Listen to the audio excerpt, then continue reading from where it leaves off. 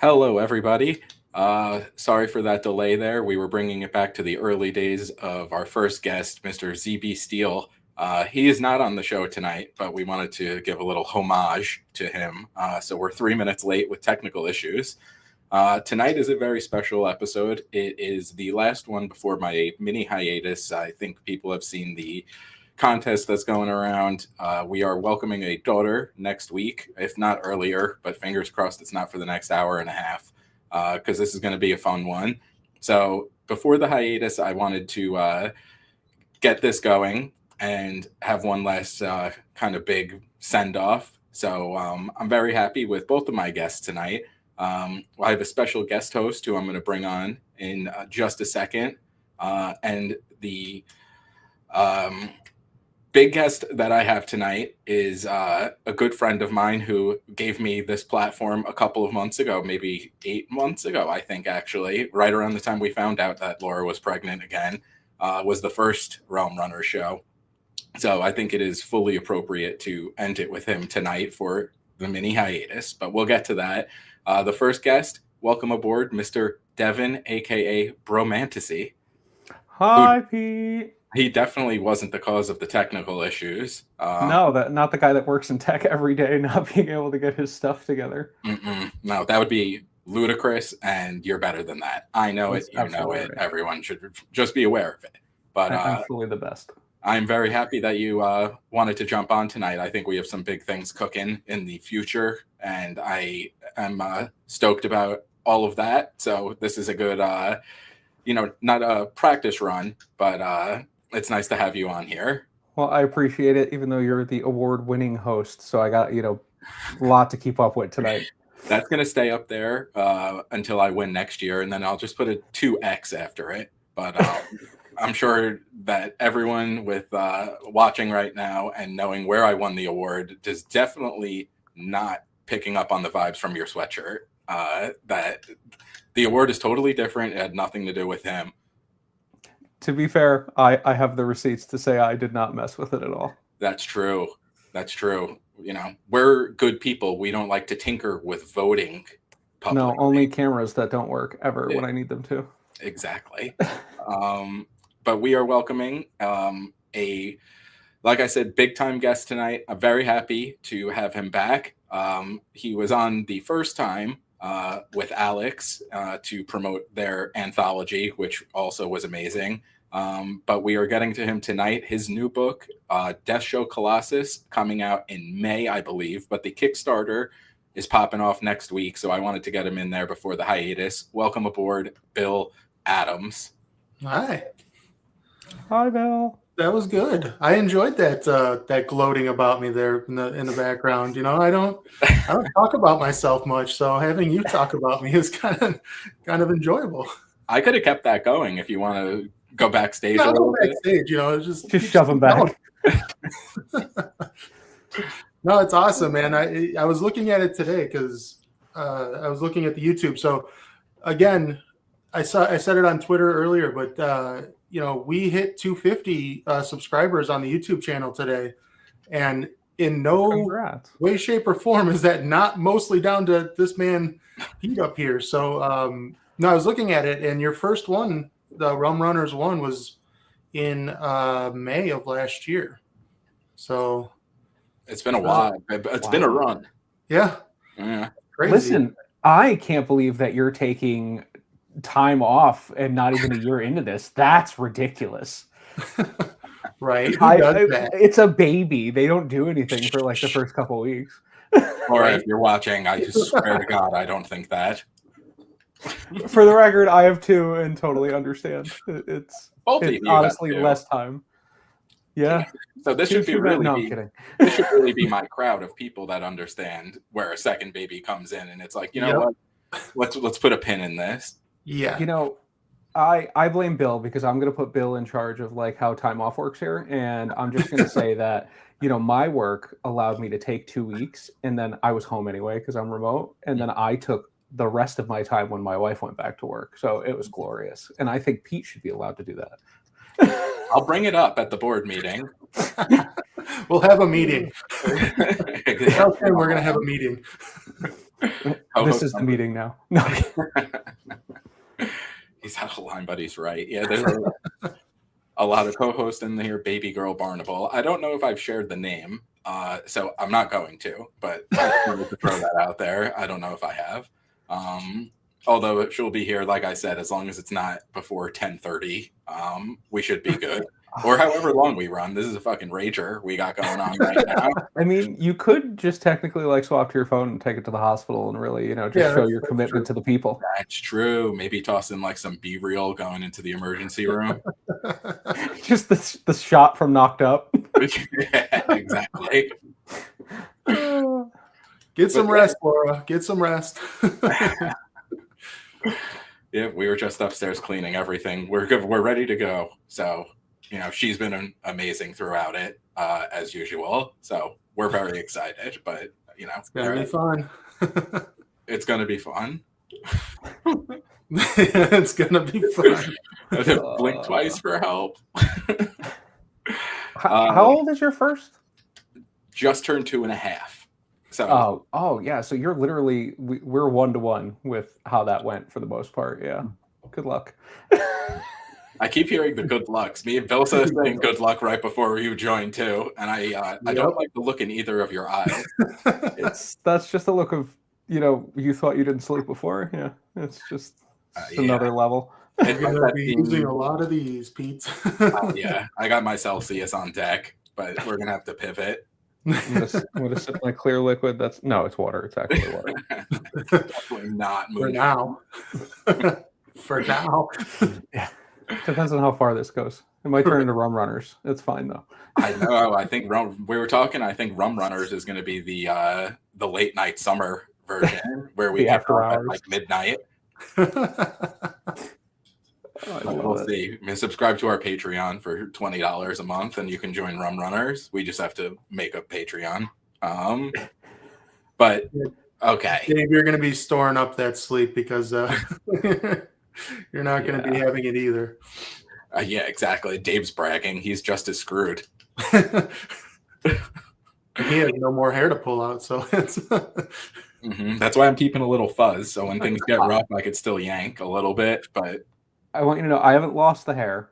Kudos to my super Italian mother for that. But I did not have gray hair prior to children. My hair is so it's going gray every single day. It gets gray and gray and grayer. As this gets longer, it's just more obvious that I have children. Yep. And so do the bags under your eyes. I think that's the real reason that camera wasn't working for a little bit there. Yeah, it was just trying to catch like a 5-minute nap. Pete ruined it. But like I said, this before said hiatus, I wanted to get you in here, Bill, because I'm going to share the cover now because this is going to be the first thing we talk about because look at this. Just look at this. Tell me that is not one of the sickest covers, and it's glossy on his screen. So this is by far one of the coolest covers I've seen in recent memory. It has 80s movie poster vibes in my mind, which is flawless. And who did the cover again? How'd that process get brought about?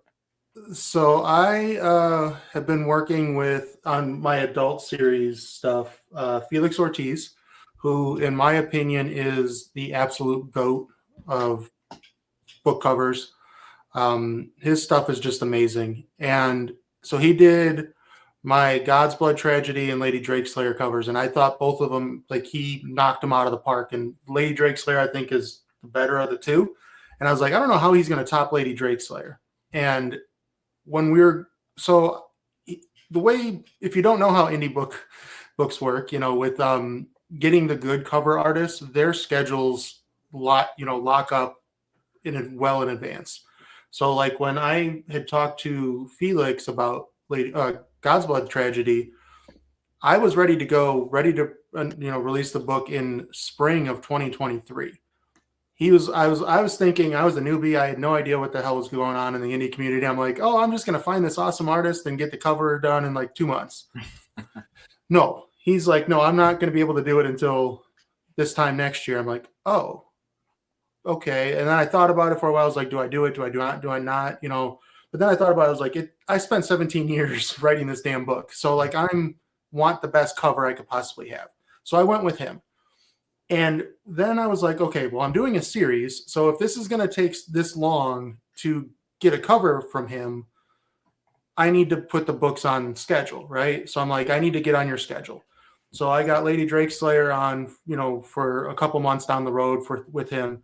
And then I'm like, you know, I need to get books 3 and books 4 on the schedule with you.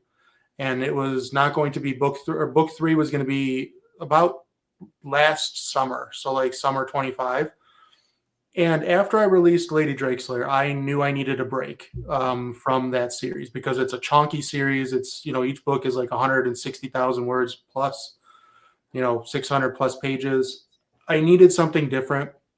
I was feeling burnt out. But I had this idea of Death Show Colossus. I've had this one in the docket, which we'll get into in a little bit, obviously.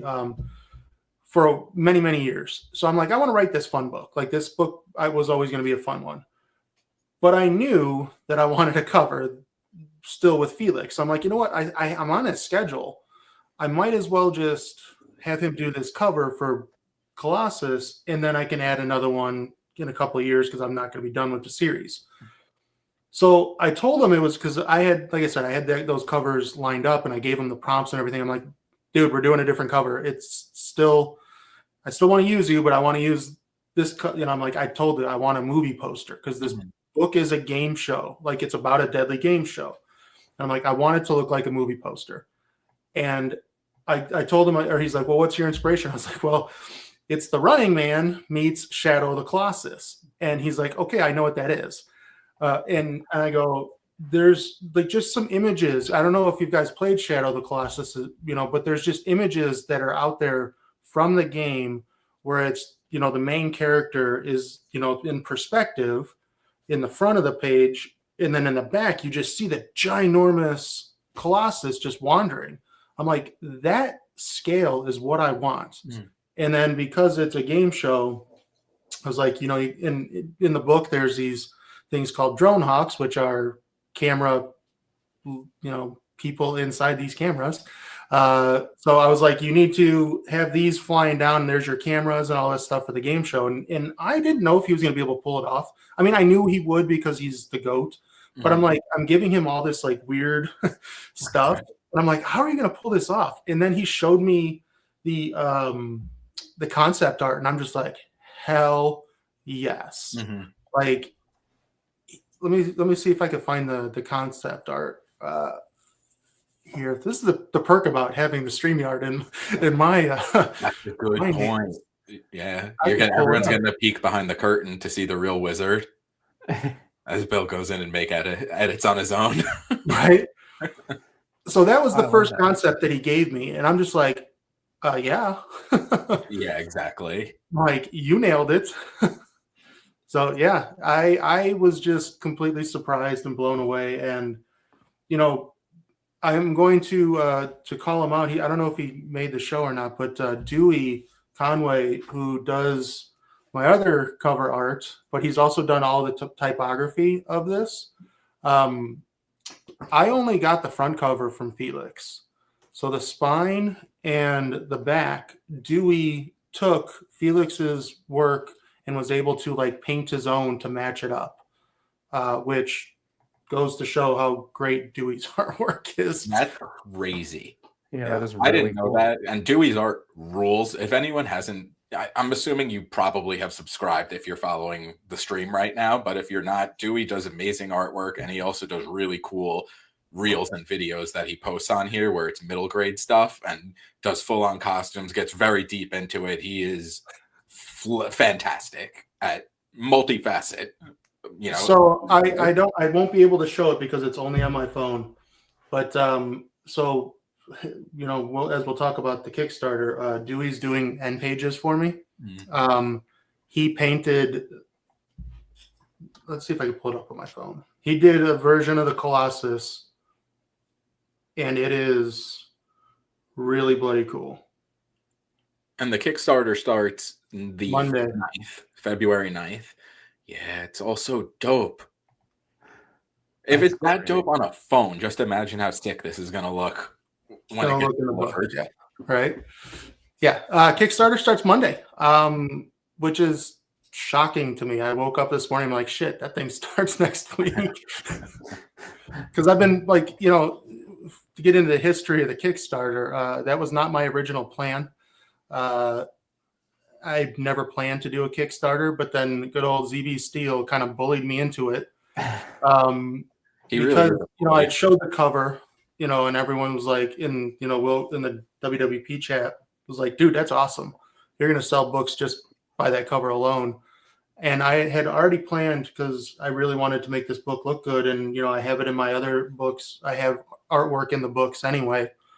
I really wanted to go balls to the wall with artwork in it. And he's like, you're already planning that, so you might as well, do a Kickstarter. You're a project manager by trade, by your job. So you're like, you know how to do this. And I'm like, oh yeah, that's a great idea. I'm not enjoying this, the Kickstarter stuff, but the people that do it, they have fun. Good for them. I don't know if I ever want to do another one again. And I haven't even got to the distribution part of it. The actual taking people's money in and doing all this stuff. Like, I've just been doing the background stuff, and I don't like it. So.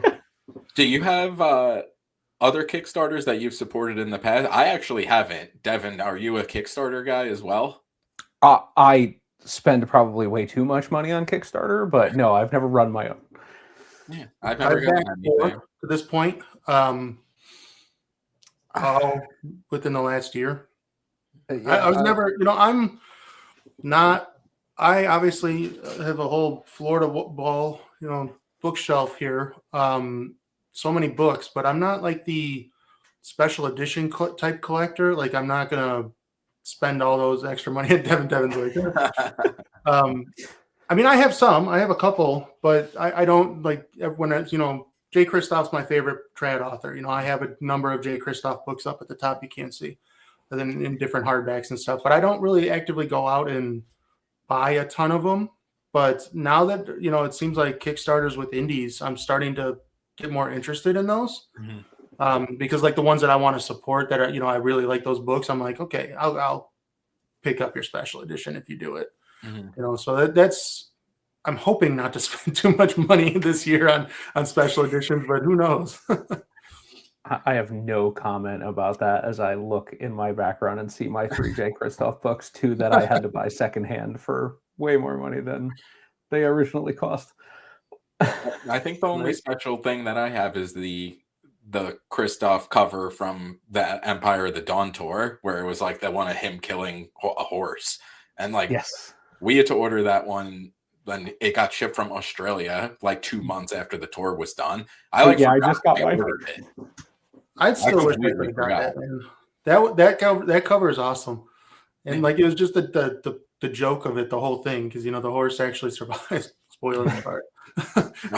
Spoilers. The horse finally made it. There's a lot of horses that don't survive either, so another spoiler, I guess. Well, as long as there's no specifications, just assume every horse dies. Yeah, which horse it is. Yeah, we don't know which horse lives. But so for the Kickstarter, there's a lot of cool stuff that comes with it. And I saw one of the gifts that you got recently is going to be included in, you're going to use it, I should say, to add things to the Kickstarter. How hard was it to come up with the 3D printing to really hammer that down? Because I saw some of those and like, I used to have to use those for my job and I was terrible. Okay, so when I was thinking of this stuff with the Kickstarter, like what would be cool? Because everyone likes swag. The whole purpose of, in my mind, the purpose of a Kickstarter is not only to make the book look awesome, the book to be awesome, but a lot of people like the extra stuff, the fun stuff to it. And this game, it's a game show book, a deadly game show, but there's not a lot of like stuff you can really do outside of the extra artwork and stuff. I was trying to just like think of what can do, like, what could be cool. Like there's no tchotchkes, so to speak, that you could possibly get from this book.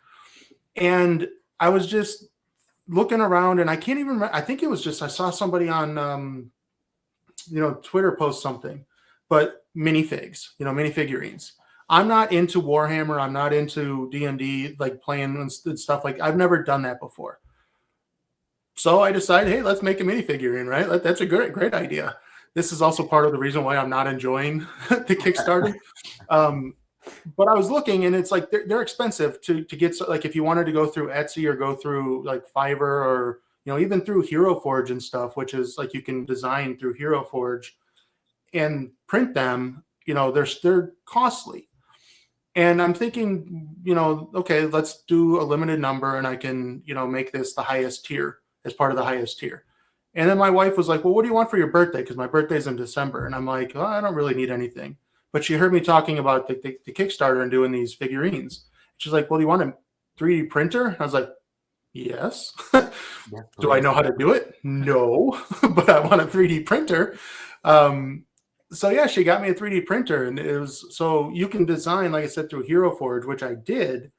And the good thing about this book is, like The Running Man, if you've ever seen the 1980s Arnold movie, there are hunters, and they're called stalkers in the Running Man book. But in my book, they're hunters, and they're just like over the top. They have this special magic power specific to like a magic type, and they're just over the top killers. They're some of them are goofy looking, with masks and stuff like that. Some are very scary. And I'm like, this is a good idea for a minifigurine. And it took me a long time to learn how to, use CAD and Slicer and stuff to make it be able to print. And I've got a good number of, it was like, oh, the arms, like if you don't support the arms, it just doesn't happen. And they start unfolding, and, it doesn't work, and it's fun. And you waste a bunch of hours printing, and it doesn't work. And then comes the fun part, which is painting. And by fun, I mean, it's not my favorite hobby. I'm not a fan of the painting. I know some people can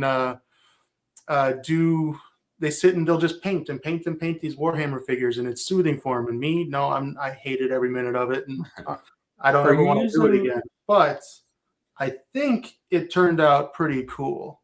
So this character is called Bloodletty. As a play on the term bloodletting. You can't really see. It's kind of hard to see. But she is gnarly as hell, kind of like a zombie underneath these bloody rags. And she is probably the deadliest of the hunters. And also the first one you meet in chapter 1. She shows up, and that's what kind of kicks everything into high gear. So yeah, as part of the tier I'm doing, or the highest tier, I'm printing, painting, and doing all that stuff myself. So it's, hopefully worth the money. But we'll see. A lot of time and effort. Yeah, it is, but it's a very cool, like you said, little tchotchke that you get with it, but it's like very customized and very, focused on the book, which I think is very cool. That's a very neat thing to have up on the shelf there. So, especially as part of like that top tier of the Kickstarter, that's a very cool thing to get along with it. As opposed to like something little that'll just get like, kind of thrown away. This is like a little nice collectible thing, which is very cool. That's what I thought. It's a 5.5 inch character. And of course, me not knowing anything about this pose is like impossible to not only print but to paint, because there's like not a gap in between this tree. I'm like, oh, let's put a tree there. It'll make it cool. It'll look awesome. No, like, you idiot. It was a lot harder than I thought it was going to be. Bill, are you hand painting those, or are you using like, you're hand painting them? Because I've seen people with the little like airbrush spray gun. Yeah, airbrushes. There you go. I'm not skilled with paint. Like, I used to be skilled in art, and paint was always my least favorite and least talent of mine with art, and it's still carrying over to this day. But yeah, airbrush, I learned how to use an airbrush a while back, and I never could figure it out. Can never figure out the pressure and like the distance and all that good stuff. So with this, I'm like, I don't have the time to learn. Like, it just hand paint it is. It's been fun. As somebody who has 3D printed, far too much and spent far too much time just throwing away money in plastic. How long that had to be with the amount of supports that thing looks like it needs, not even to just print, but then to remove all the supports and sand it and all the other fun stuff that goes into 3D printing. So, okay, I went through. I have them all on my windowsill here. I think I went through probably a dozen prints before it finally printed out, like perfectly with the supports. Because the system I'm using, I have a Orca Flash Forge. Flash Forge is the 3D printer I got, the company, and their slicer it has, like, it says it's for beginners. It took a little bit of YouTube and Googling to figure out what certain things mean on there, because I'm not a CAD person. I don't know how to use CAD to design things in 3D and all that stuff. So I had to learn, figure it out. So that probably took, before it started printing fully, it took 3 weeks of trial, and each print was like about 4 to 7 hours, depending on the amount of support. But once I got it going, then I would just go downstairs every 5-6 hours and just hit it again, and it would just print out. So I was able to print out all 25, because I'm only doing 25 for the top tier. I've painted half of them, and it took about 2 weeks to do all that extra, like the sanding and the painting and all that stuff over the course of about 2 weeks to do half of them. I'm going to start the next half this weekend, just to get them all done before the Kickstarter's over. But again, because this is my first time, a lot of this is trial and error, like what layers to do and where to, put which paint to put on first and all that good stuff. So now that I know what I'm kind of doing, I'm expecting it to go a lot quicker. I hope. Yeah. We'll see. But, so my takeaway for anybody on the Kickstarter is that supporting the top tier means that you're getting Bill's blood, sweat, and tears and countless amounts of, small plastic pieces that he'll have forever that are just sitting in a corner somewhere, probably just wondering what happened. Well, I already said if we don't sell them all, ZB has to pick up the tab, because he bullied me into the Kickstarter. Yeah, exactly. It's the platinum member. Exactly. As far as the book itself goes, I want to ask, because I got to read it early, obviously, because I'm fucking awesome, and I loved it. And I feel like a very big reason that I loved it so much was because you've already mentioned a couple of times one of the bigger comps to the story is The Running Man. Did both of you guys read The Running Man? Are you Stephen King fans? I don't know if I even talked to either of you about neither of you. Wow, I watched the Arnold movie. True, yeah. It took me many years to learn that it was Stephen King, because he wrote it under Robert Bachman, which he wrote a number of different books under. Didn't know, but my father got me into 80s action movies. I was born in 84.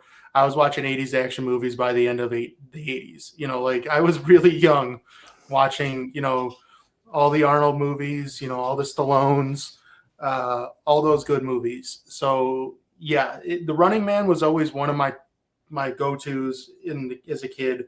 And then Big Trouble in Little China was always the other one, with Kurt Russell, the John Carpenter movie. Those two movies I can watch all day, every day. And I knew I know I'm probably jumping ahead, Pete, to your question, but like when I when I started writing books, I always knew that I needed a character I wanted a book to write a book like The Running Man. And then I wanted to write a character like Jack Burton, which is Nina LaFleur in my God's Blood book. I knew I needed to do that because those are two of my favorite things. So yeah, Running Man. I was like, it's just a fun thing for me growing up. It is awesome. Yeah, I forgot that was a Richard Bachman book. He wrote a couple other ones that are very hit or miss along the way. I know he had one called Rage that's out of print because like every school shooter in the history had a copy of it. And he was like, maybe we'll get rid of this. Like, please stop publishing it.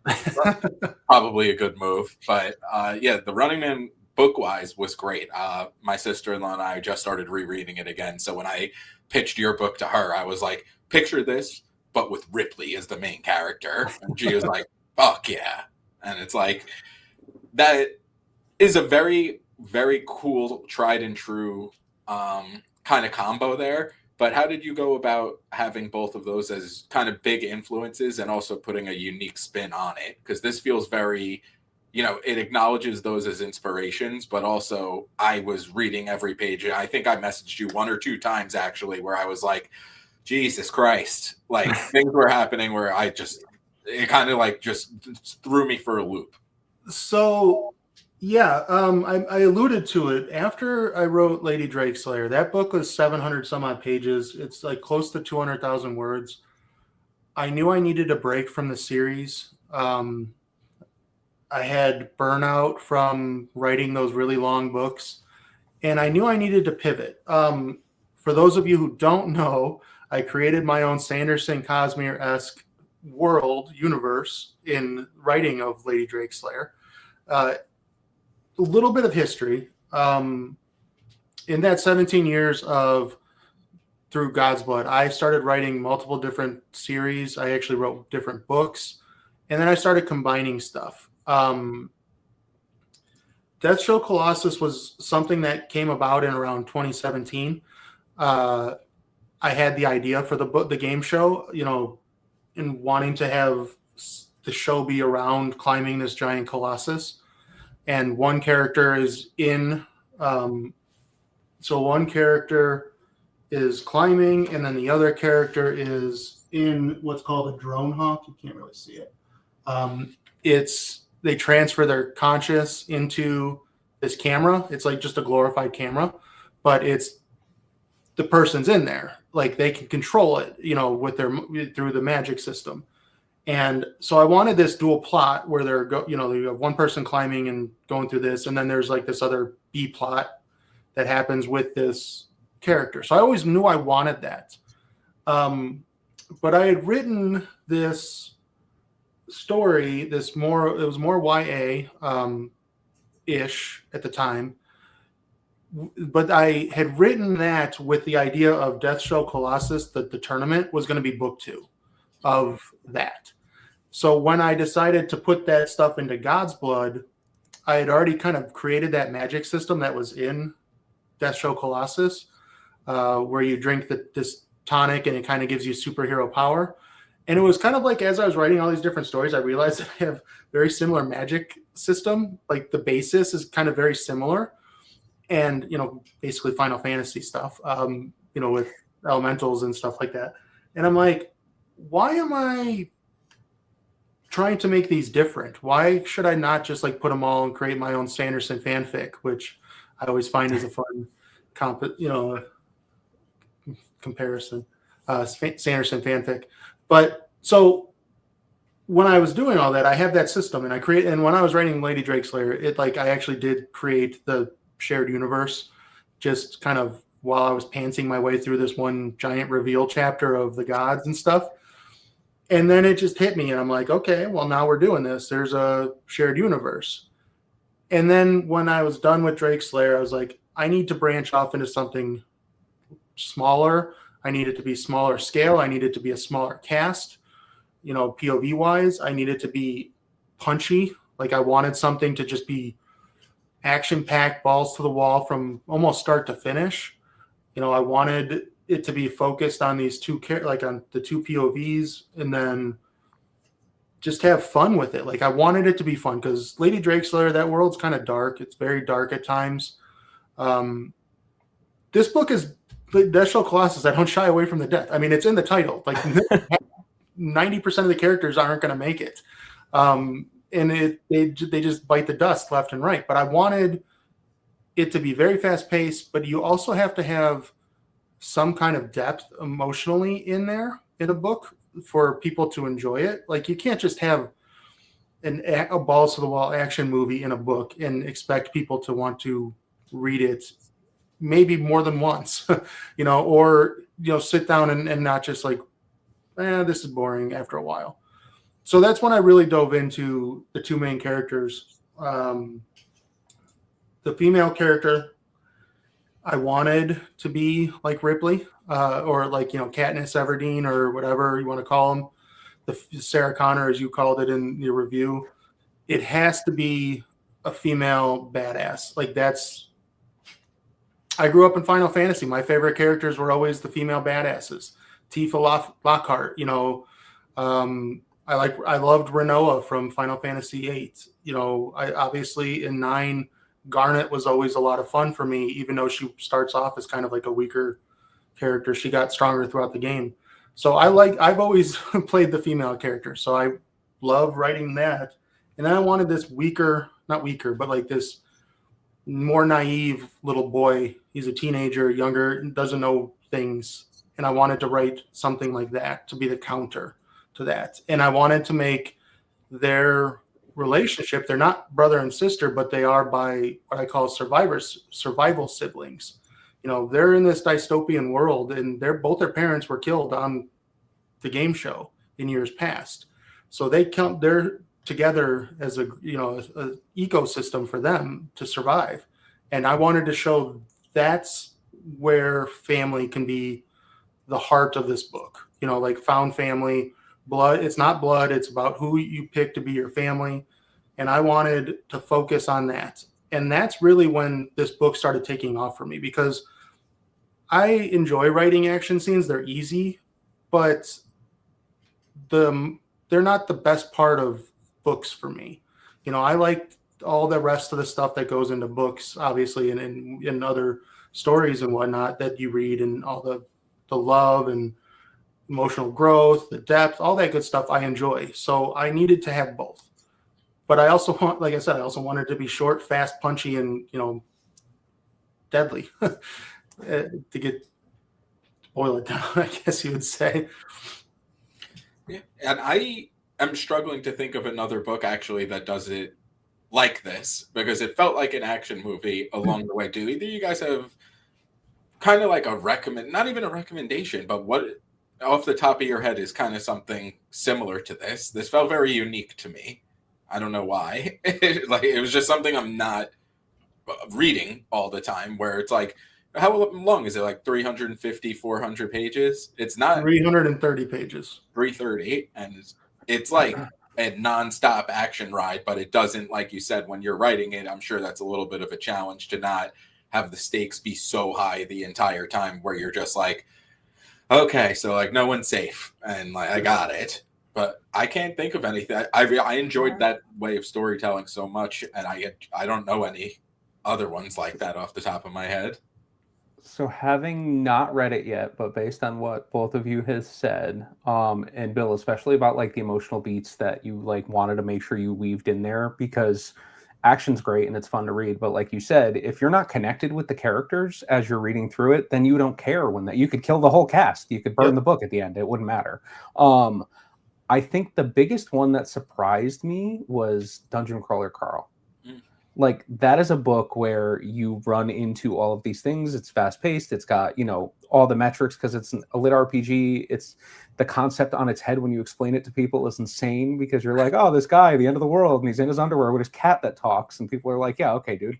But the emotional beats, especially as that series continues, it was such a shock, because I feel like it doesn't get talked about all that often, but it's such a huge piece of that book.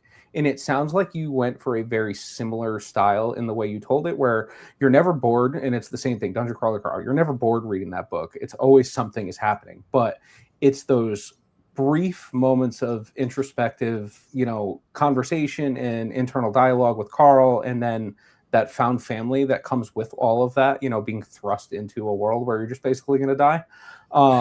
That really lets you kind of, I think, take some liberties with emotion where you probably wouldn't be able to in a less demanding setting. So I mean, I don't know. Do you think that well, I haven't read Dungeon Crawler Carl, but David Walters, Lord TBR of Fanfi Addict, he said that this would fit as like a level in DCC world. So like he said that Esme Rosaline from everybody loves her. Esme, who destroys my TBR once a day. Yeah, exactly. She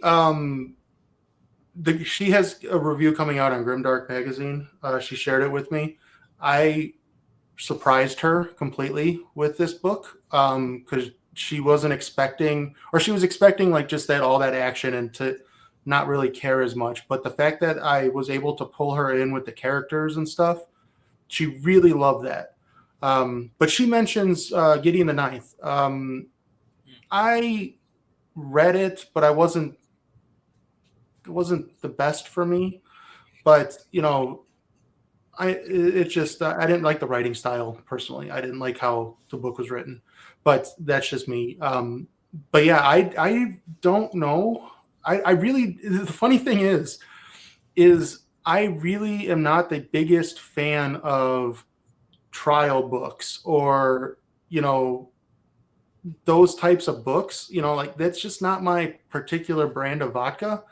But then I wrote that book, I wrote this game show. But when I was creating this, and yes, it sits in the same universe. And yes, there are hints, like you don't have to read the other books. This is completely Death Show Colossus, complete standalone. I have no intention of ever writing another book in this world, but there is possibility because I do leave it open-ended at the end a little bit, but I don't intend to. Never say never. But I wanted it to be standalone, and I wanted it to be a genre bender. Like there's so much, like I call this fantasy cyberpunk because there is the cyberpunk aspect of the Drone Hawks where the character gets plugged into it and he's in this camera, but he's also consciously mixed with the female main character so they can talk to each other during this tournament. And that's where I was able to build the emotional connection because they're 8 years apart, which I drew on me and my sister, and we have this like banter with each other. But in the book, she's more like his like older mother. Like he calls her mother, like all sarcastically, and then she just like calls him shit stink and you little brat and all this stuff. But you can tell that they just love each other, and that was where I wanted to build the emotion. And then on top of that, I go and throw these twists in there. And that's one of the moments where when Pete was reading it, and so far everyone that has read it prior to the release of the book or, read the arc or whatever, has messaged me at this one particular moment and said, fuck you. Like, I can't believe you fucking went there. And yeah, I did. I went there. And I enjoy that as an author, is getting that response. Like, I write it for you to be pissed off, and then you tell me that you're pissed off, and I'm like, yes. And that when I get that response back, though, I know that I did something right, and I made you care about these characters because there's something that is revealed with that. And then I do another one a little bit later towards the end of the book, and it's all interconnected, and I wanted to make sure that emotional depth was there, so it doesn't just feel like a case in point. Like last night, I've been wanting to watch for a while this terrible Sylvester Stallone movie from the '90s called Daylight.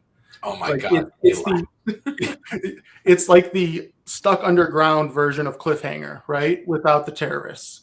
Yeah. And I've been wanting to watch it forever. I don't know why. Like, I've just wanted to watch it. It's not been on any streamers, but it finally came on Prime this month. And I'm like, hell yes. So I watched it last night, and I'm like, oh god, this movie's so bad. Like, why do I want to watch this? Daylight sucks. It's so bad, but I don't know why I wanted to watch it. But that's the same. Like the point I'm trying to make is like, I didn't want the book to be just like a bad action movie like that. Like, I wanted it to have all that heart. And then there's banter, there's fun stuff, cool reveals, body horror with the magic system because it's more like a superhero power as opposed to magic. Very X-Men vibe with the characters. I'll get into it. There's 5 what I call strains of magic. Flux is what the tonic is called that they drink. It's called Flux, and each one is a different strain. So there's what's called Slabhead. They can turn their bodies into stone and they're indestructible, like their whole bodies turns to stone. There's Dovetail, which these people can basically are almost like Reed Richards, where they can like shoot their bodies out in different sizes and shapes, but that also heals them. So like they can heal quickly with Dovetail. There's Eyeball, which is kind of almost like telepathy in it. And then the fourth one is Smart Money, which these people can see seconds into the future, and their brains like can process all what happens in the future. So they start seeing like these carbon copies of potential outcomes. And it's almost like, for destiny, that type of stuff. And they can make a decision based on one of these outcomes that they see, and they already know what's going to happen a couple minutes into it in advance. And then the fifth one is called Leech. It can use all four of those. Like they can use all four of them. And the tonics run out during, they can only have a finite amount of time using these powers. It hurts them from the inside. It takes away their future life. So it kind of like drains them of future life. So if they use it too much, they can be they become desiccated, like almost like a burnt out husk almost in the future. So I really wanted to have that be front and center with the magic, but then also I have a B plot of a heist rebellion type thing to take over. There's a dystopian government, very similar to the Running Man, where the main character, or the main villain, is kind of like the head bitch in charge. She's at the third POV. So I do this one thing because it's a game show. I have what's called broadcasting live interludes, where it's written in present tense, almost like you're watching a commercial, you're watching the show live. So it's not from any point of view other than, you're witnessing what's being said. And then I have a scene break, and then I go into her POV, and she's just like Richard Dawson from The Running Man. She's like, 1 minute she's like nice and friendly. The next minute she's like telling you to go fuck yourself, and you're a terrible human being, and get away from me and that stuff. So she was just a blast to write, and she's just so over the top. She is. She reminded me of Caesar or whatever from Hunger Games as like the host, because it was. Oh, yeah, that's perfect. Yep. I didn't get to. I don't know if I don't remember if all the artwork was in the physical. Dewey did all the headers. So we got that one, and then each title is he added. It's got the word, the title in it. It's kind of hard to see, but I will reveal this now because nobody knows this except for the WWP chat. This is the other main character. Nearly every one of the chapter titles is a shout out to an indie book title. very cool. So I'll give you one that's really easy. Zach made it in there. I don't know if I can read it at this point. Yeah, Whisper of the Colossus. Yeah. The Whisper That Replaced 19. Yeah. That one's pretty easy. If you follow our little group around, you can tell who that is. But yeah, that was a lot of fun. Also kind of hard because some titles like Dave Lawson's are very hard to fit in to a title scheme. On's a blank. He really should have considered that blank. while he was planning those out. Yeah, I he know. needs to do a better job with that. Terribly inconsiderate friend, Dave. Just making everybody's life difficult by naming his book stuff. So bald. Fun random thing is when I was writing the review for Dave's book, I kept mixing up the series title with the end of, because it's like It's the same thing. Pawns. Yeah, because I kept doing like Pawns of Havoc. So I'm going to do it now. Pawns of Havoc, which I think is the series, and Pawns of Chaos. Pawns of Havoc is the novella. Yes. Okay. Yeah. So I was The writing it for the series novella. title is The Envoys of Chaos. Yes, that's what I was doing. So I kept calling it the Pawns of Chaos. Yeah. Like half the review, I had to like find it replaced because I just kept flopping back and forth because my brain just couldn't do it. So Right. yeah, thanks, Dave. Yeah, thanks, Dave. Envoys of Glory, man. Envoys of Chaos. Yeah, it's just a lot of envoys. There's a lot of people, on a mission. Everybody needs an envoy. Dave would be very happy to hear that. Well, when you were creating this world, I have to ask, because I always think it's the craziest thing to me. What are you pantsing this, or was this more of an outline? I know you said it's been a while that you were working on writing it, but I mean, especially like with other things behind the scenes that I'm not going to mention, I've tried my hand at just writing something. And at first I did a full-on outline where every chapter I had listed and what I wanted in it. And I felt like it left no room for any sort of improv. And then I was like, you know what? Fuck that. I'm not going to do that. I'm just going to, how hard could it be? I'm just going to write, man. And I think I had like 4 sentences. And I was just like, I am really bad at this. Like, there's imposter syndrome, and then there's just knowing you suck. You'll get there, Pete. Don't worry. Well, it's hard to talk about without going into the 17 years, because like I said, this was part of a different series. And at one point there was like a 9-book generational saga that this wasn't a part of. So it all kind of like existed. But when I finally pulled it out as its own thing again, I knew that it was going to be, so the way I write, or the way I do my outlines, is I go, here's your chapter, here's who's the POV, and then here are 2 or 3 things that have to happen in this chapter. This person meets this person, this fight scene happens, this reveal happens, etc. That's all that my outline is. I'm not a plotter. I have it all in my head. Like, I know what the scenes are going to be, and I know where the outcome's going to be. And I know there's been some discourse recently about, this concept, because we're the authors and we create it. But I personally believe the character should tell me where to go. I just let it flow. Yeah, I'm the author, but I find it funny. You ever see the movie Soul, the Pixar movie Soul? I haven't. Okay, well, it's a good one.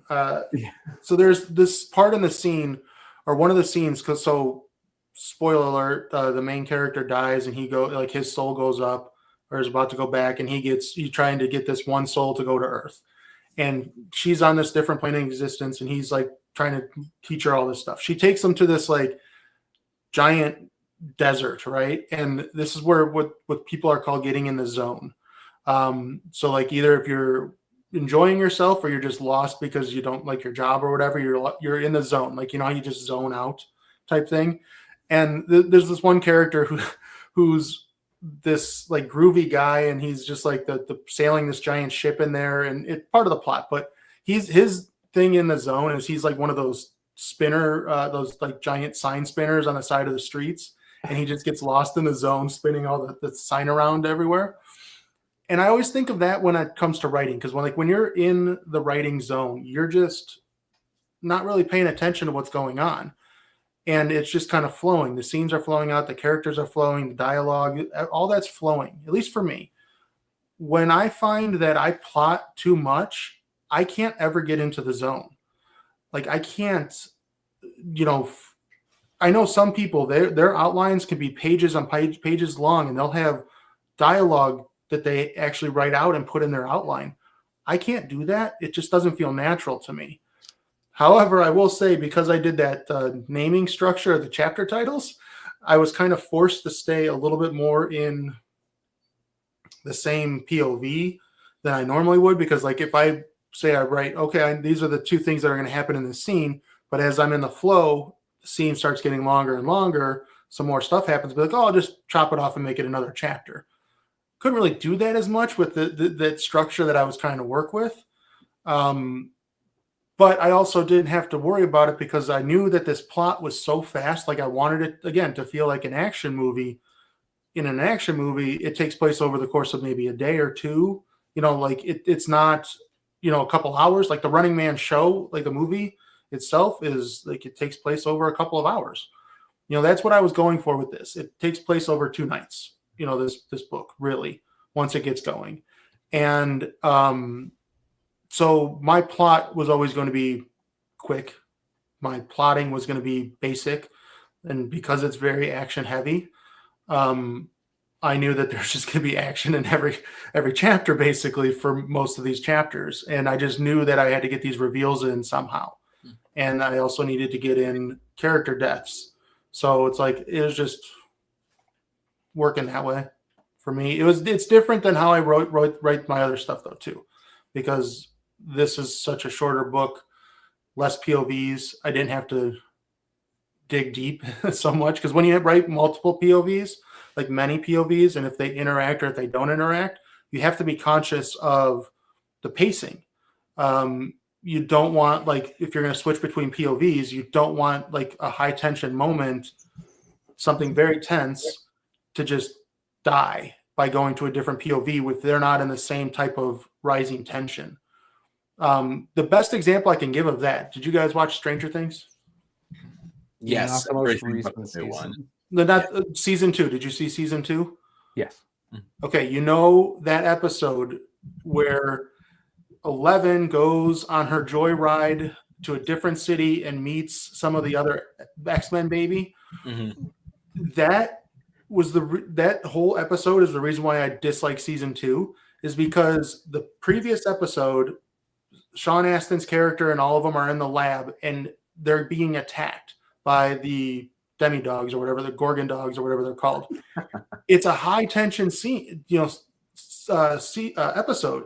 And then it goes to that crazy, weird episode with that number 11, 11, and all that tension is eviscerated. Mm-hmm. So you cannot do that with multi-points of view, because, you're going to eviscerate the tension needlessly, and they're not going to want to go back to that high tension. It's like you're losing your reader if you just fall off a cliff like that.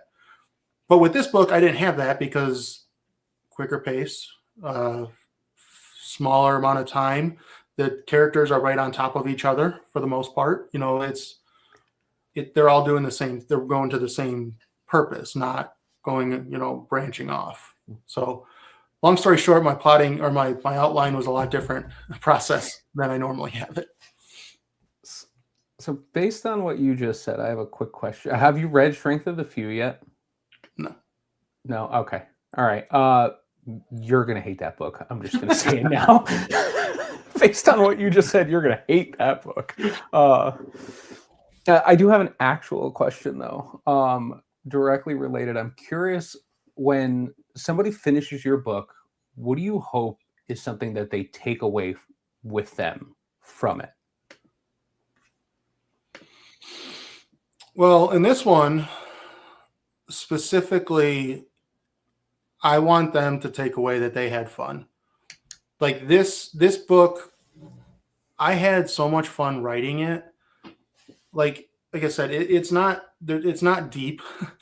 It's not meant to be deep. It's not meant to be, revelation, like life revelation type stuff. But I want it to, I want you to have fun. Like that's really what I want it to be. Like, when Pete finished it, like his message to me was like, hell yeah. And I'm like, that's all I need. Like that's exactly what I want. And like I said, when Esme finished it, her response was exactly what I wanted, because this is not her comfort zone type of reading the book.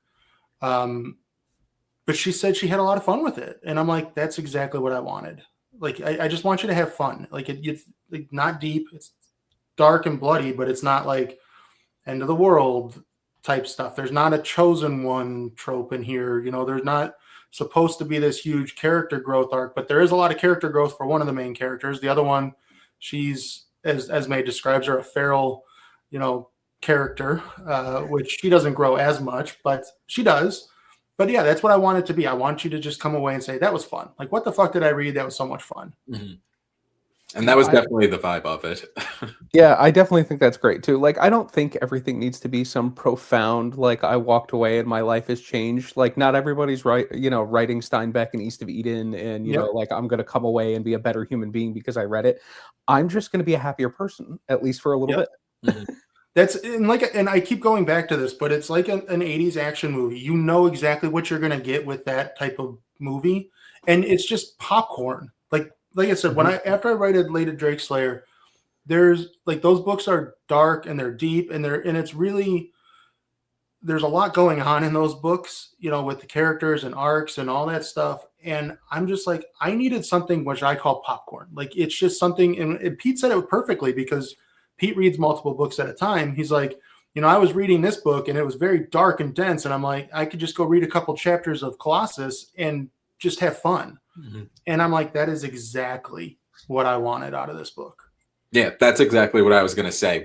And you already mentioned it, where the stakes are high, but it's not, if this person dies, the world is over, like that type of thing. And it wasn't like when you finished it, you're like, okay, so like we're going to go to book 2 and then book 3 and then 4, and maybe we'll see how it wraps up in 6 years. And it was just like, I read it in a span of like 3 weeks, maybe. And it was like 3 or 4 chapters at a clip. And it was just like, I feel I would get done and just be like, I'm bummed that I can't keep reading this right now, because it feels like time goes so quick when you're reading it, where it's just like you blink and look up and you're like, I'm 80 pages further, and you know, like an hour went by. It was such quick reading, and especially for you know, with a lot of the other books that, you know, all 3 of us really read, it is a perfect palate cleanser. I'll say that right now for someone. Oh, dude, I was reading the second Sun Eater book at the same time as this. Oh. So I was reading like the Sun Eater, which I'm going to go on record again. Devin will yell at me. Book 1's better than book 2.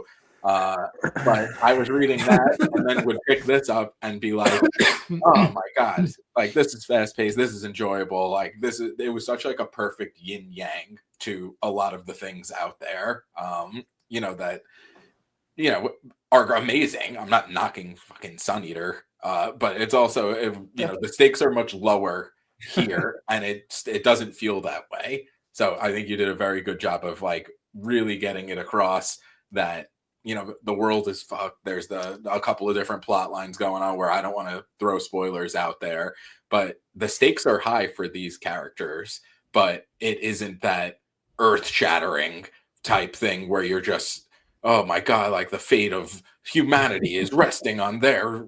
It was a very fun time to read, which is, you know, it's what's needed, especially in like the world today. Like that, you know. I mean, I will say there is some political satire in this book. I put some, you know, I mean, it's a dystopia. It's like got a dystopian feel, so you have to have some political satire in it, mainly. Very similar to how the Running Man is with the media controlling propaganda and all that shit. So I wanted that to be in there. But, you know, it was fun. It's funny you say that, is because like I keep going back to Esme, and, you know, I just love her. She's the best in this community.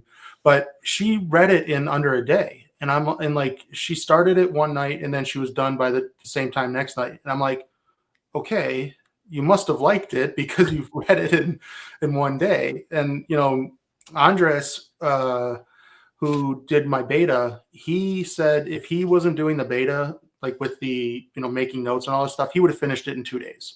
Like that's how much he wanted to read it. I know Audrey reread it. Audrey Hopper did my beta, and then she reread it after I did my beta edits, and it took her a couple of days. Like, you know, she blasted through it. And I'm like, that's exactly what I want. Like, that's what I wanted with this story.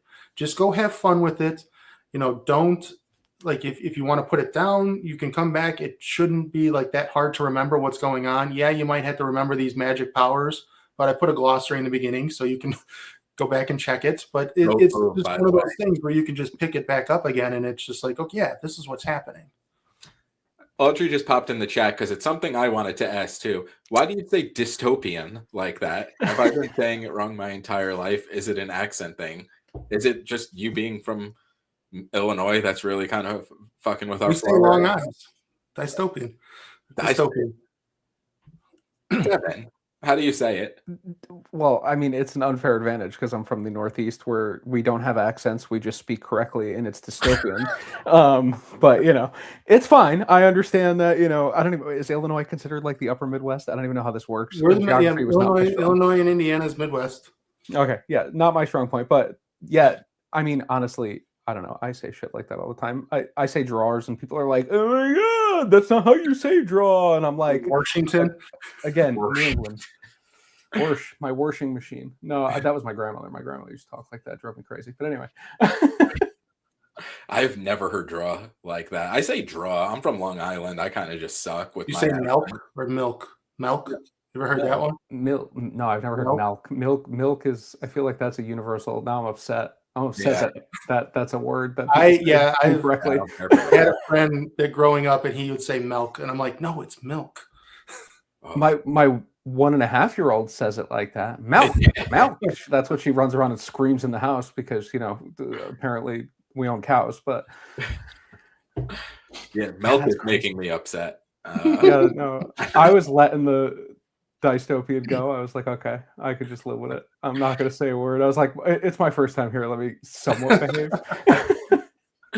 Listen, Cal's pointing it out. Can't blame it on a Midwest accent. I think he's from outside of Chicago too. So, I'm going to have to bring it up when we get the book 2 from him. I'm going to just have to subtly drop this in there and see how he says it. I'm going to be like, are you writing a dystopian book after this one? And we'll see what he says. We need a permanent, that needs to be a permanent Rum Runners question now that you ask every author. It's just, how do you say dystopian? Poor Bill. We're supposed to be showcasing Bill, not attacking him, I feel like. I don't care. I'm used to it. He is still the focus. That is true. Pivoting back, because this is a big question, because I think all of us, Bill, you said you were born in 84. Devin, what year were you born? 89. I'm also in 89. So if you had to pick 80s or early 90s, we'll go early 90s because of us a little bit. But as an action movie, all-time favorite, what would you say? Oh, that's tough. Gut answer. Oh, sorry. Go ahead, Devin. Go ahead. I was gonna say gut answer. Judge Dredd. Always original Judge Dredd, not that shitty ass remake either. What the remake? What? That one in was comparison so to the original, no. It was good. It was better than what they did to my probably second favorite, which is oh my god, I'm gonna blank on it. Why am I blanking? Schwarzenegger on Mars. Oh, Total Recall. Total Recall, thank you. That was an abomination, and I love Colin Farrell. Yeah, that was an abomination, and everyone involved in that should be ashamed. But no, the OG Judge Dredd. We don't have to get into the semantics. The other one was good, but it wasn't as good. I love Carl Urban as Dredd. He was so good in it. But also that came out right around the time of The Raid. So like that style of movie was like me. Yeah. Early 2010 era. No, if I'm going to just pick the ultimate action movie that is one of my go-tos, and I still watch it religiously this day, it's a toss-up between Predator and Commando. Those two movies, I would say Commando tops it just a little bit because the one-liners in that movie are just so ridiculous. I like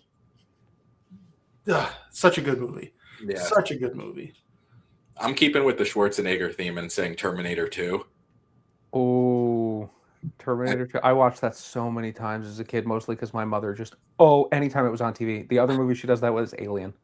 If it's on TV, it does not matter. Oh, I've seen the movie Alien. I could quote it front to back probably 500 times because anytime she was a stay-at-home mom at the time and anytime it was on any of the channels, it was on. It didn't matter. Aliens is in my top 5 of the action movies. So, like I said earlier, Big Trouble in Little China is always one of my top go-tos. The Running Man, definitely. If you're going to go into Stallone, obviously Rambo 2. I mean, First Blood is one of the best, action movies of the history of the world. It's such a good movie, but it's not the same as Rambo 2 in the 80s. Like it's not that type of stuff. Yeah. What was the oh my god. The other one I loved from Stallone was is it Demolition Man with the 3 seashells, right? Yes. I can't stand Demolition Man for some reason. Oh my god, that hurts my soul, Bill. I don't know if we could be friends anymore. That movie was phenomenal. It was so bad and so good all at the same time. I like give the me Cliffhanger. I like Cliffhanger. Cliffhanger, and if we're gonna go with Stallone in the '90s, Cliffhanger is definitely up there. Obviously, Judge Dredd. Can't go wrong with Judge Dredd. Obviously, Daylight is not as good as I remember it being. Oh my God, Daylight was so bad. I remember watching that as a kid and being like, "This sucked." I don't remember. Like, I haven't seen it in many years, and I don't know why I had this fascination with it, like, in wanting to watch it. Like, I've seriously been wanting to watch it for like a year now.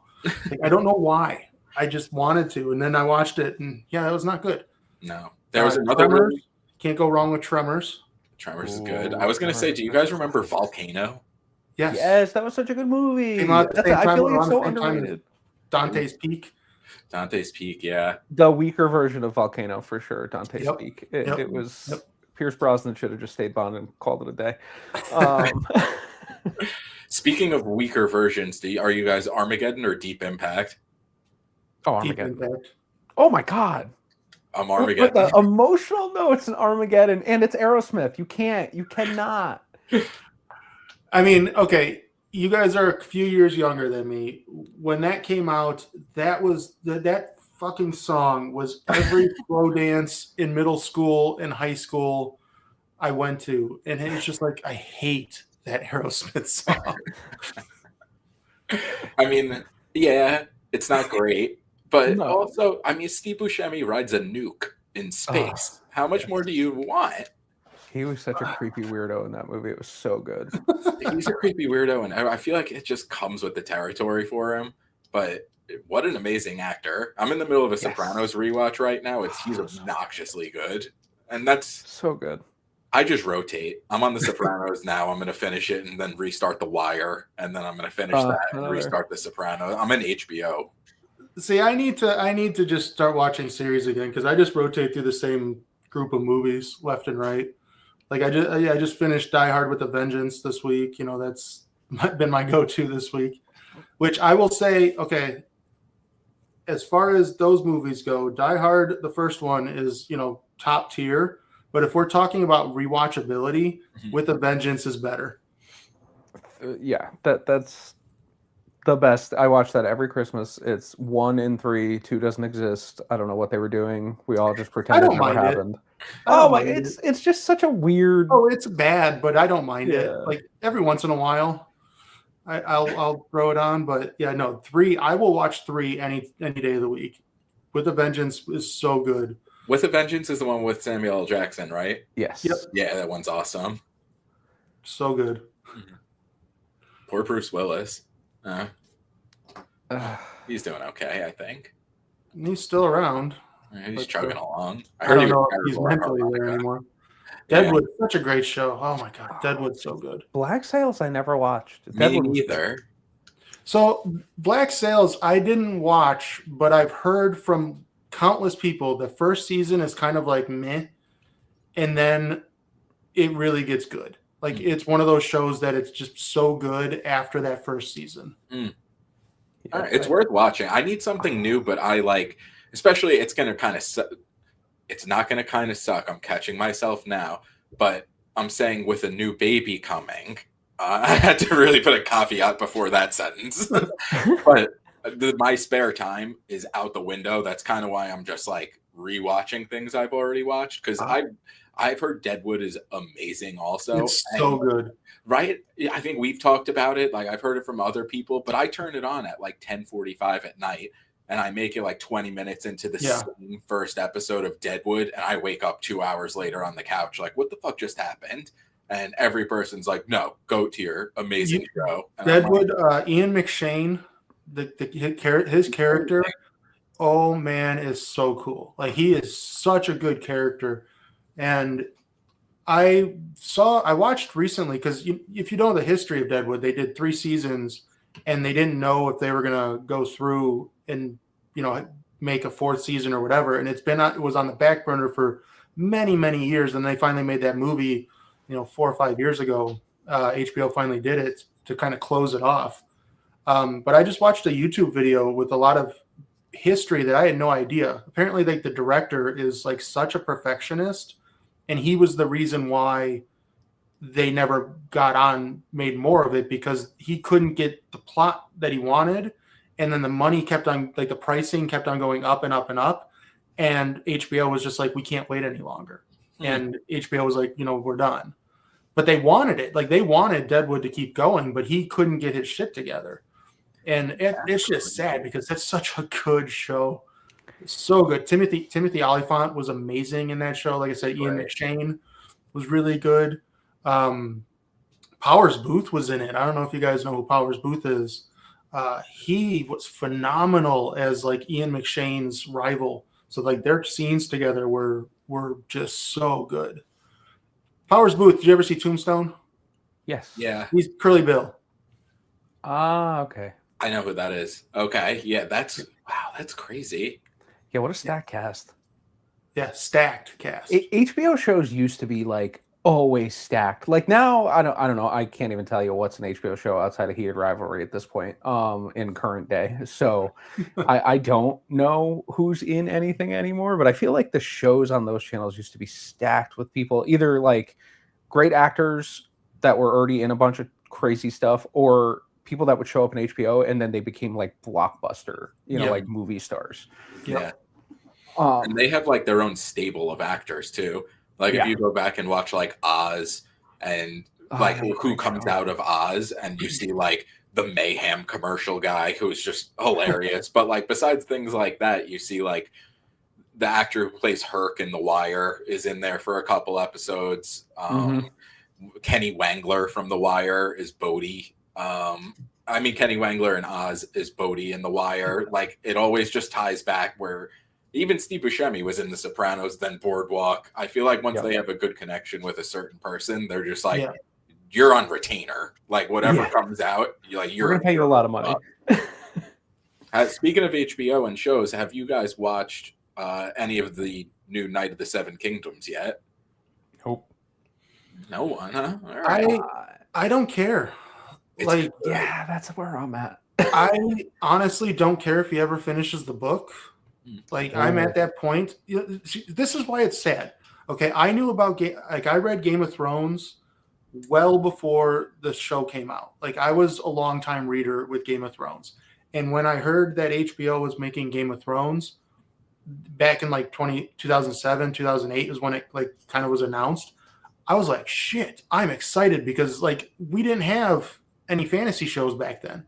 The only one around that time was that terrible Sword of Truth series that Sam Raimi created for WGN, Legend of the Seeker. I was like, because I grew up on that series too. Unfortunately, it doesn't hold up as well. But when you're a kid a teenager in the '90s, it's very edgy, and you thought it was kind of cool. Doesn't hold up, And the author was an asshole, like a legitimate asshole to people. But yeah, we didn't have fantasy shows back then, and I knew Game of Thrones was such a great series, and I was waiting for that 5th book to come out. Was it Dance of Dragons? Is that what it is? Mm-hmm.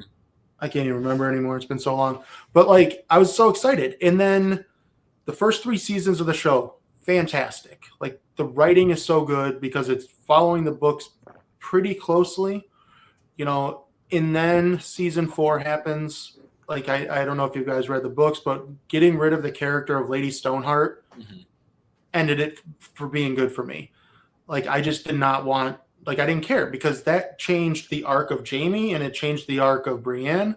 It changed the arc of Sansa Stark. It changed the arc of everybody by getting rid of Lady Stoneheart. And I remember it's funny because like Game of Thrones started and I had just started dating my now wife, like a couple weeks before Game of Thrones, like as Game of Thrones started. And she came over to my house. We were watching the episode where Lysa Arryn is introduced, and she's the one breastfeeding her 7-year-old son on screen. And my wife, or now wife, comes in. We just started dating, and she is not a fantasy fan. She's not into this stuff. And she's like, "What the fuck are you watching? Like, what pervert am I dating? What is this?" Mm-hmm. And then it's funny because I got her hooked on Game of Thrones. We watched the next 2 seasons together, and then season 4 we watched, and then I stopped because I was pissed that they were going different ways. So she kept watching the show, and she like made me rewatch seasons 5, 6, and 7 before 8 8 came out. And I didn't care. Like at that point, and now that the book's not been out for 15 years, going on 15 years, like I just stop writing all this extra stuff and finish Winds of Winter, please. Yeah. It's been so long. The Jets were actually in the playoffs by the last time the book came out, which is one of the saddest statistics I'll ever mention. But it's been that long, so it's like I'm losing on all accounts. But I will say the new show is very good, so that's something to at least enjoy. They're like 30 minutes. You fire those off on a clip, which is nice. But one of the big things I wanted to ask, because I know, Devin, you recently have been annihilating social media. You're killing it. And I wanted to ask Bill, as an author, because I want to hear what both of you guys have to say, because this is something that I didn't expect to have to worry about going into the book community. I feel like I was just mega naive jumping into it, especially from an author standpoint, where you guys are just so focused on, creating the story, everything that goes into it, especially in the self-publishing world, where it's tracking down a cover artist, getting that done, the layout to make sure it's good, even just the typography, everything like that goes into it. Was trying to become a marketing strategist on your agenda of things as a author, and how was that transition to do? Hell no, I hate it. As anybody that follows me on social media, I talk about other indie books hell of a lot more than I talk about my own books. I how do I say this without trying to sound offensive to people that are doing it? I'm not a look at me type of person, and it's hard because, as you say, as a self-published author, we have to be look at me because there's a million books out there. I find it really hard. Like I find it really difficult to go out and make these posts like, oh, here's my book, buy my book, basically. Like I don't like that. I'm not enjoying that. Like I don't enjoy that. And it's been interesting because you have to do, well, not only do you have to do that, but when you're doing the Kickstarter, you really need to get into that. And, now that this thing's about to drop, I feel so bad that I'm going to be posting like this book every single day for like the next couple of weeks, because it just feels wrong in my mind. Like it just feels weird, and I'm not a fan of that, but I know I have to do it. Like it just comes with the territory. And that also comes into the burnout, because when you transition from the book being done or ready to be released, you transition into this marketer mind. And it's just this weird phase where you're like, I don't want to do anything with this book. Like, I don't want to, like, I'm in it right now where I'm like, I want this book to be out. I'm done. And I don't want to like think about it for a little while, because it's just like this weird nebulous cross section of doing stuff with this book. And you just got to, like Greg says, yeah, it's just this, you got to do it. And I will do it, but I'll drag my feet behind the camera, and swear a lot about this stuff, because it's just like, it's not my type of fun, to be honest. It's my opinion from a not selling anything standpoint, but somebody who obviously to a certain degree markets themselves, I guess is probably the best way to put it. I treat it like storytelling. If you put your mind in that mindset, it won't feel as bad. Like, you can see it in my earlier stuff where I was trying to be like a content creator or a marketer, you know what I mean? Where I was like, oh, this is what I have to do to be like, viral and big. Like the reel that went viral for me was one that I made just being dumb as shit. And I just really wanted to say fairy smut. Like that really what it comes down to. I was like, oh, this is very smart, because I saw some like bullshit on TikTok where they were like, it's not literacy or some fucking stupid argument that made no sense whatsoever. And I was like, oh, this is gold. I was like, I'm just going to make a stupid reel about it because I read all these books.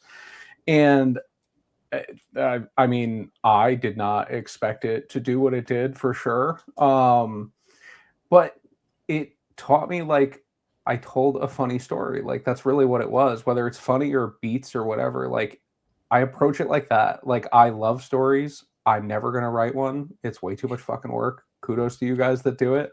You know, a 30-second reel is like, you know, the extent of how far I'm going. But yeah, it's the same concept. I think if you treat it that way, it probably might not feel as gross. It's a little different when you're selling a product versus yourself, but I guess at the same time, you really are selling yourself. It's your product, it's your book.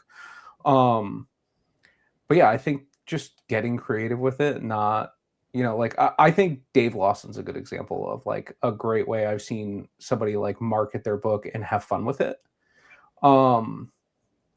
Don't make it feel transactional all the time. Like, obviously the goal, that'd be my advice. Again, I'm not putting anything out. I think I shill more than most authors do their own books half the time, but that's because I enjoy what I read. So I'm always happy to do it. That's the other end of it, which I think that, you know, the cover reveals, all that kind of stuff, like reaching out to people in the space makes a huge difference.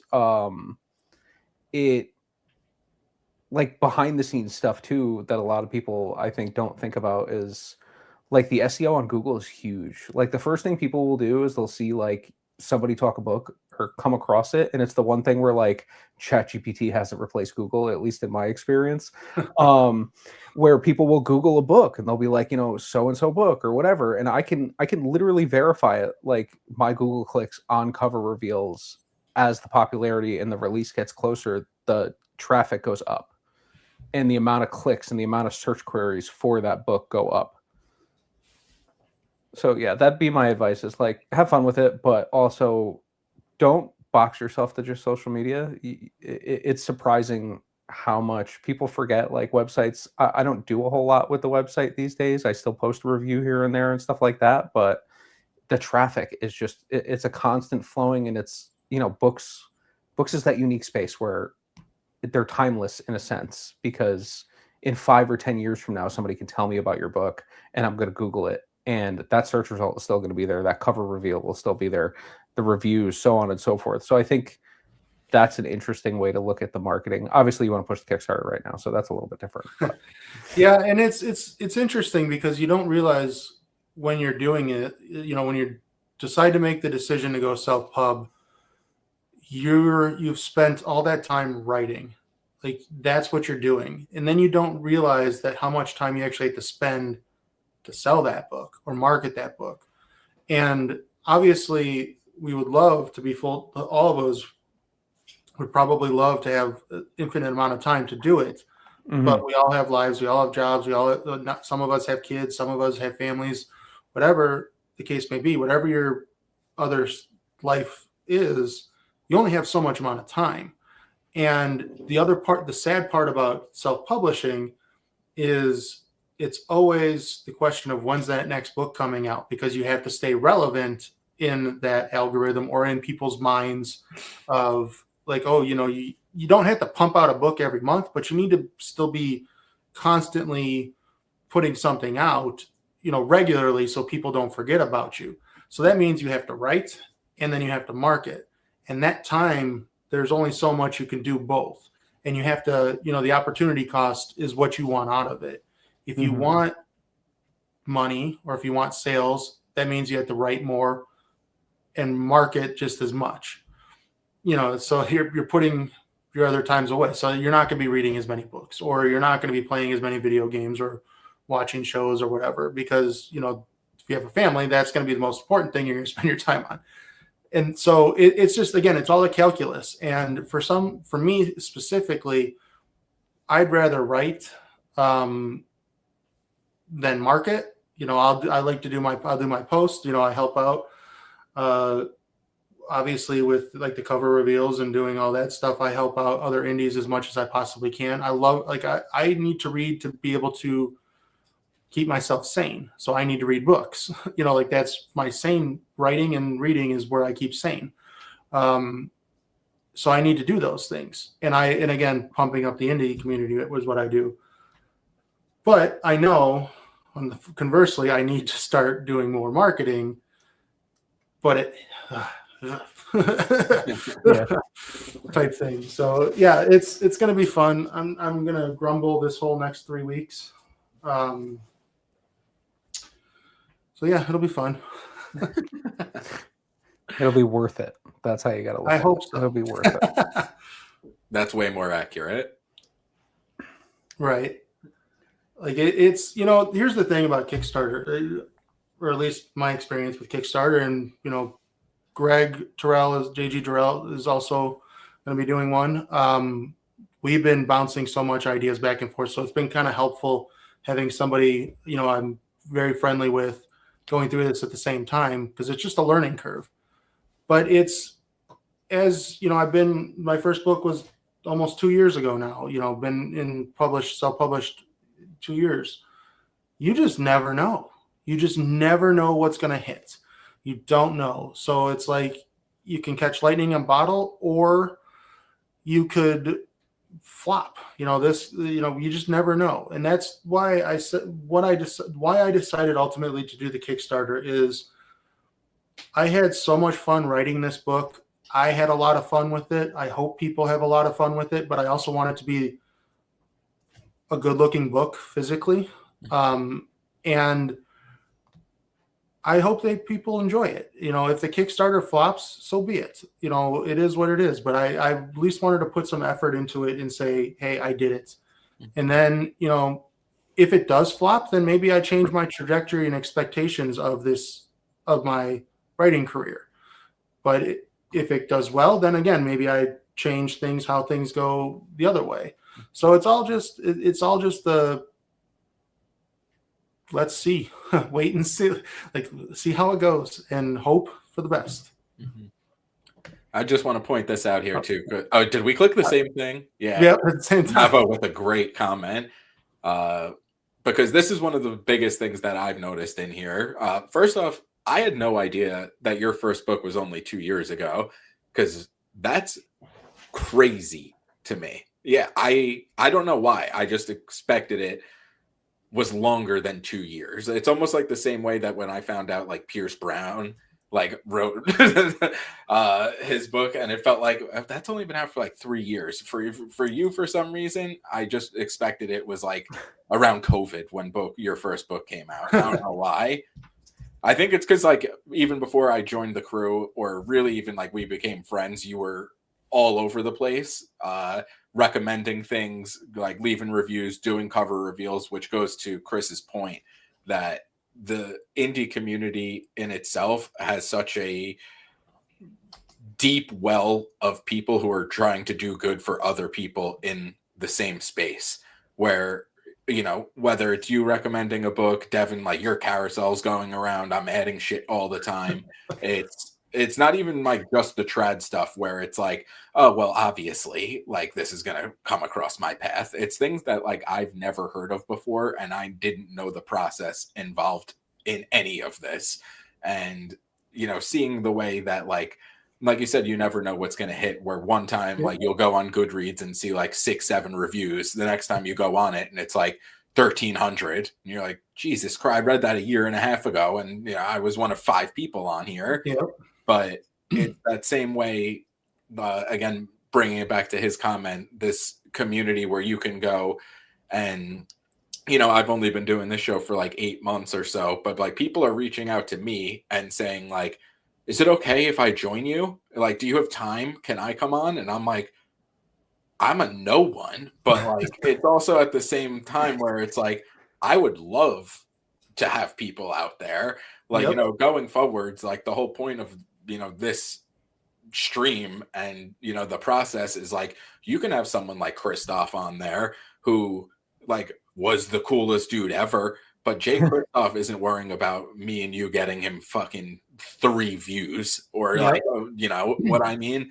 And then going forwards, it's also like people on Goodreads who have 5 reviews, like those people are going to be treated just as well as anyone else, because it's like the time and effort that goes into writing something and putting yourself out there and doing all that really deserves to be praised and lifted up off, you know, as much as possible. It's like it's this whole community in a nutshell, where it's like whether it's a cover reveal, it's a jump on a stream, leave a review and on like an arc or anything like that. It's very cool to see people who, you know, may not talk even in regular comments, but will throw a tag and be like, I just read this, check this out. And, you know, it's very cool to be a part of. I realize that was a nonsense rambling rant, but, you know, it's very cool to see.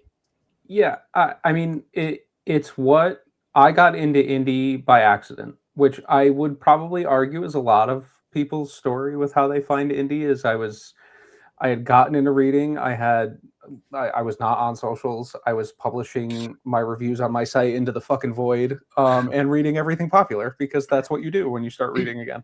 And then I joined the Two to Ramble Discord, and somebody posted about Mercy Tears of the Fallen in there. And I was like, that cover's fucking sick. I'm like, what is this book? And they're like, oh, it's this indie pub. And I'm like, what does that mean? I'm like, it's a book I can buy, right? And they're like, yeah. And I'm like, okay, cool. And I read it and I was like, oh, this was sick. And the other one was Discovery by J.J. Minton, the talking story. And I was just like, this is better than half the shit I'm reading that I bought at Barnes & Noble. I'm like, what is going on? And then I started to look into it and I was like, oh, this is cool. And then I posted the reviews and like the instant reaction, like the instant interaction. And I was just like, this is so weird. I was like, I don't get it. But then as I got more into it, I think the stark thing that Christopher points out, which is so important, is it's not just like, yeah, I make content. Like that's what I do. So it's kind of in the realm where I'm going to shout out shit I love.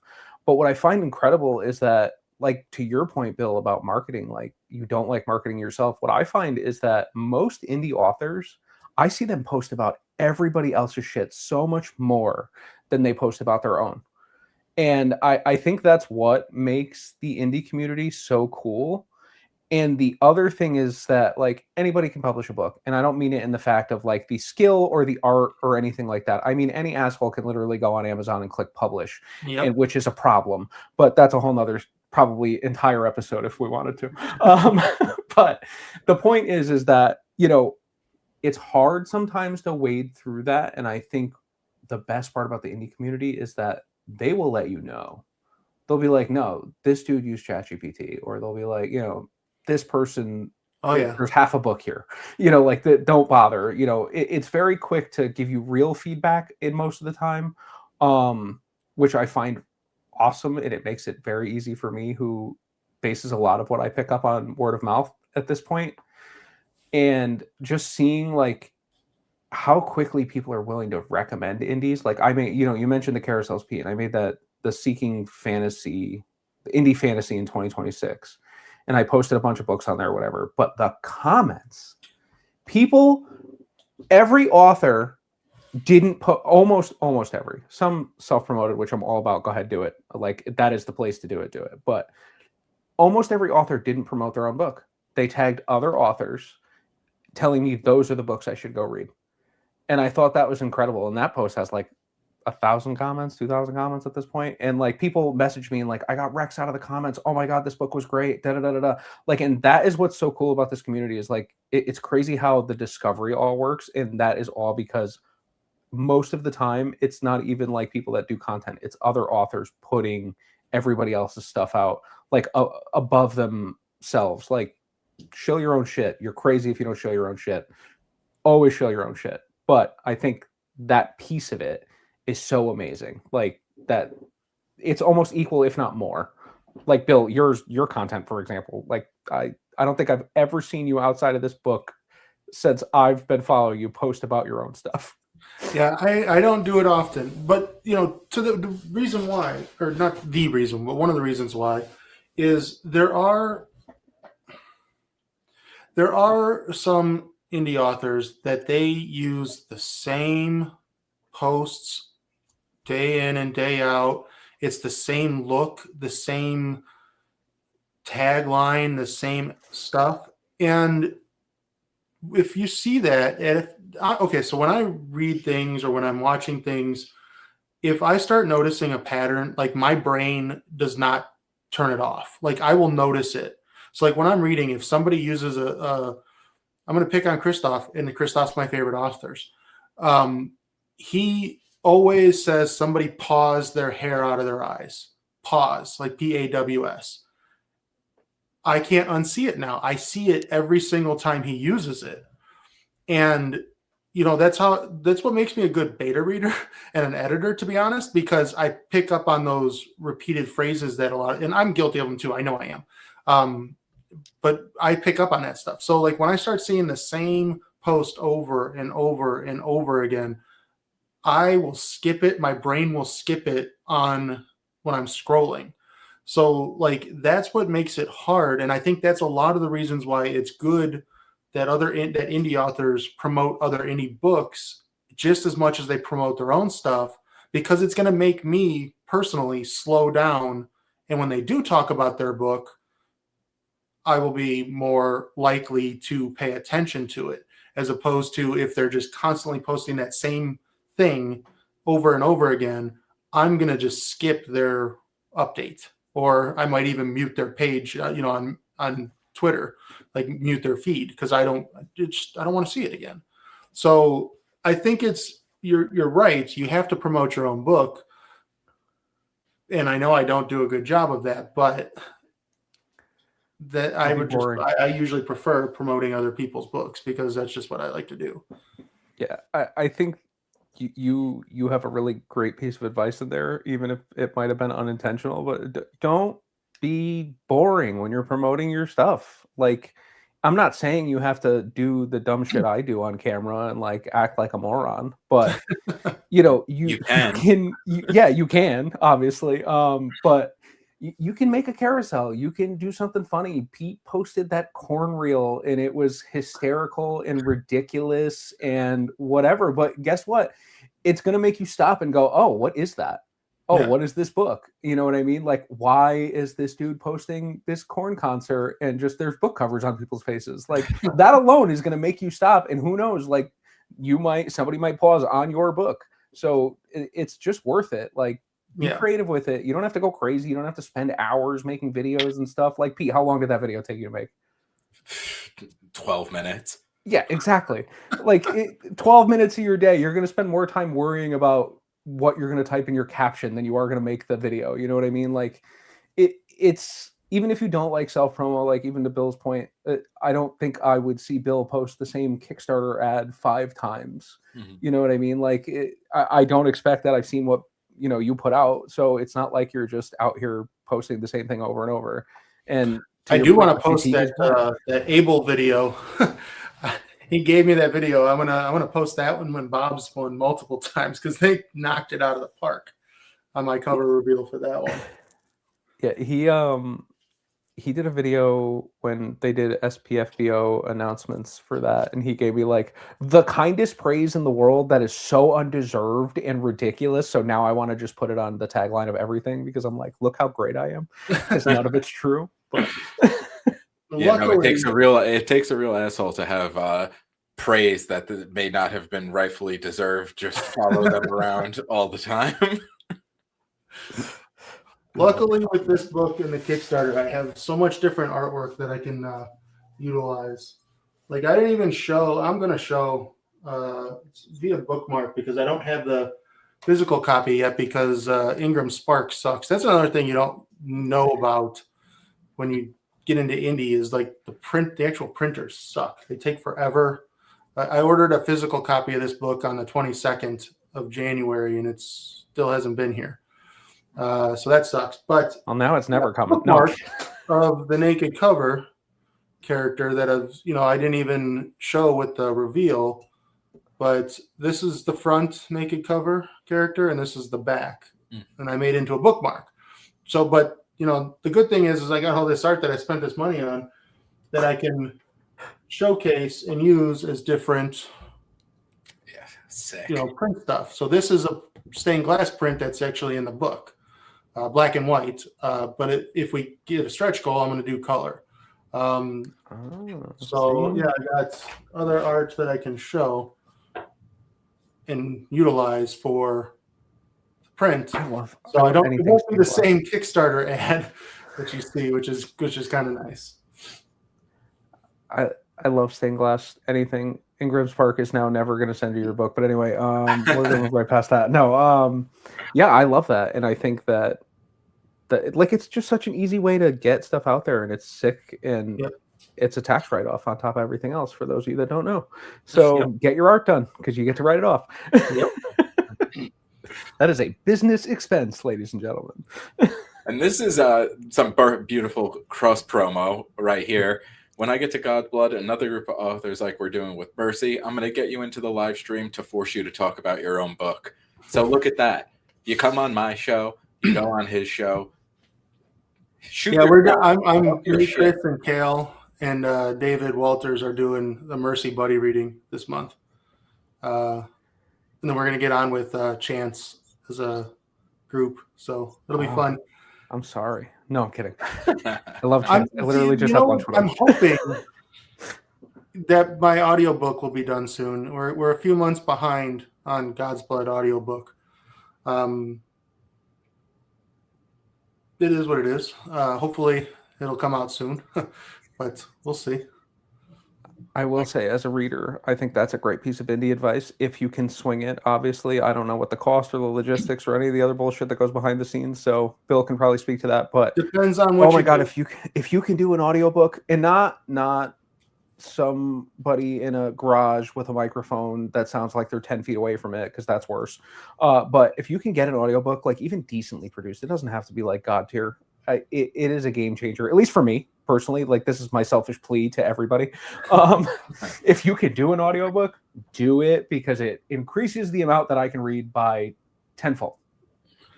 Yeah, luckily, so the lady I found, so there's multiple avenues you can with ACX, which is the Amazon version. They have 3 options. You can pay outright for per finished hour, as they call it, or you can do a royalty share with per finished hour, and it's usually a less per finished hour cost, and then they get a % of the royalties. And then there's pure royalty share, which is Amazon gets 60%, and then the book gets 20 or 40%, so the author gets 20, and then the narrator gets 20% of the royalties. And even then, the royalties are all nebulous because Amazon is likes to screw us with that. But anyway, the thing with royalty share is, if you have a book so God's Blood is estimated going to be around 19 hours of the length.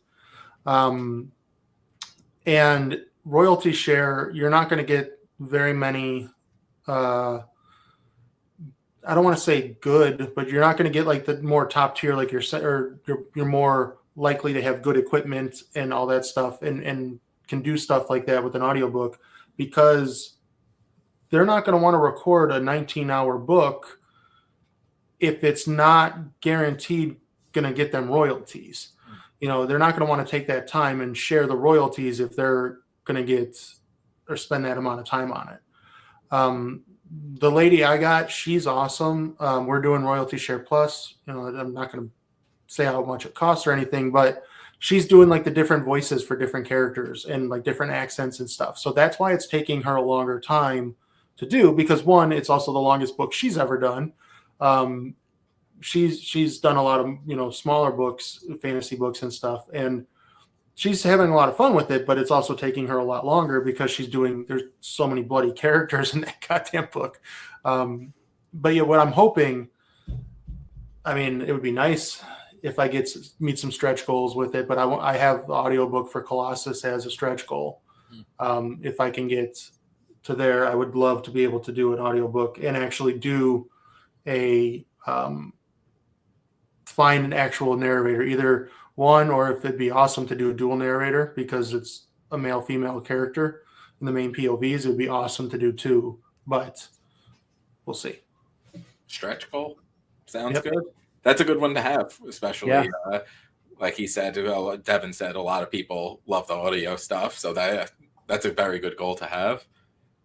And we'll we'll see. I mean, again, it's all just a crapshoot. Who knows? I mean, they say as a first time Kickstarter, you put the funding goal low, so you're guaranteed to fund.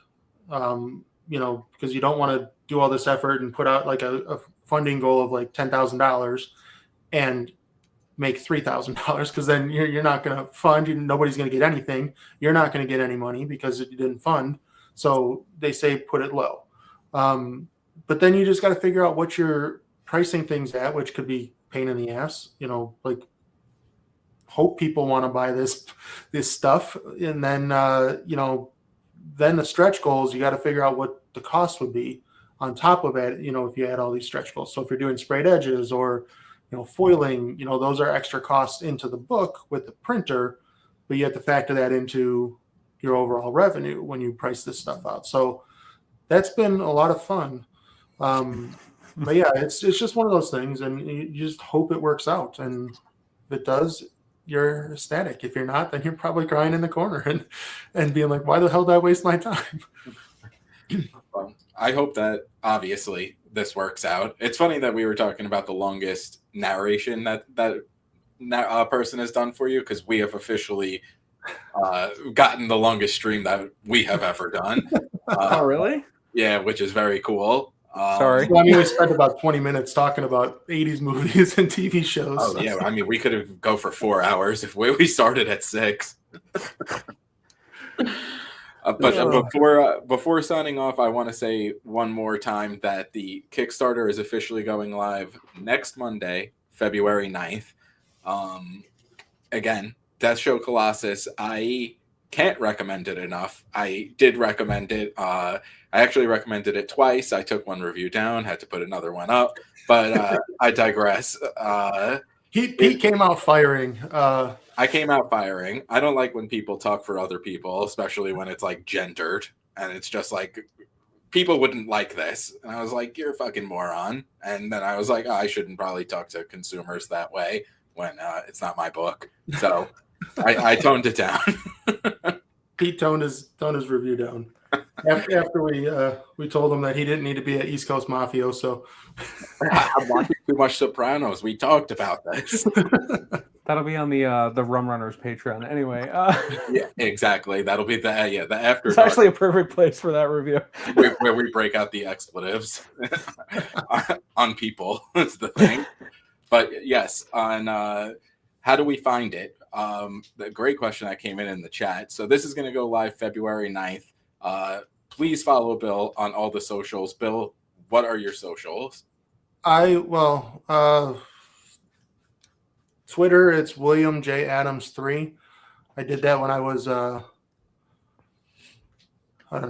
19 or something like that. So it's like this is not a good future. Wasn't thinking future wise because that's my actual name, not my pen name. But sorry, I'm getting the URL and I'll put it in the chat here. Yeah, I pasted it before and I think YouTube smoked me.